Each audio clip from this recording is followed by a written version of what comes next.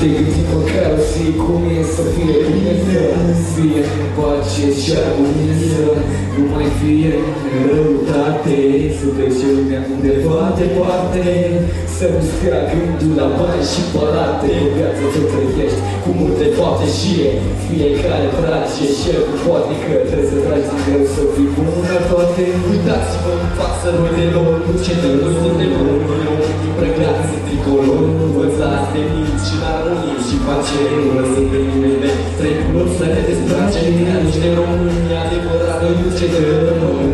Stat cu noi unicăm, e normal ca poporul vrem să trăim și noi să duce bine mult.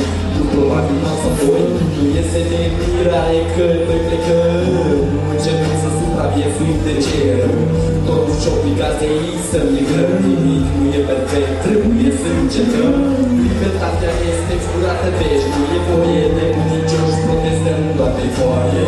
Cu motiv o găsim prin tomeroane, așteptăm schimbări clare și după ploaie. Cum ar fi să fii tu, să nu speră niciodată trei pe buze să te duci să nu existe dezamăgire, să fie doar cuvântul fericire. Poate că într-o zi o să fie mai bine, o să ne unim și o să fim toți o familie. O să mai fie la fel bun și sină, o să fie pace peste trec pământul. Uitați-vă în față roidelor, nu ce de nu-i unde românii români îmbrăcați în tricolor, învățați de mici în armonie și pace. Nu lăsăm pe nimeni de trec, nu să ne desface, dar nici de români adevărat nu ce de pe pământ. Nu lăsăm statul noi nu migrăm, e normal ca poporul vrem să trec și noi să ducem bine mult.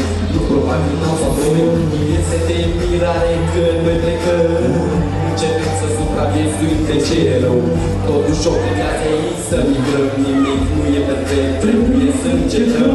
Libertatea este furată deci nu e voie de bunicioși, protestăm toate foaie. Cu motiv o găsim prin tomeroane, așteptăm schimbări clare și după ploaie. Cum ar fi? Mulțumim!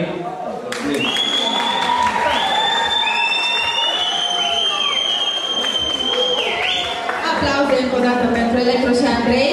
Au fost în premieră aici la noi și bănuiesc că peste tot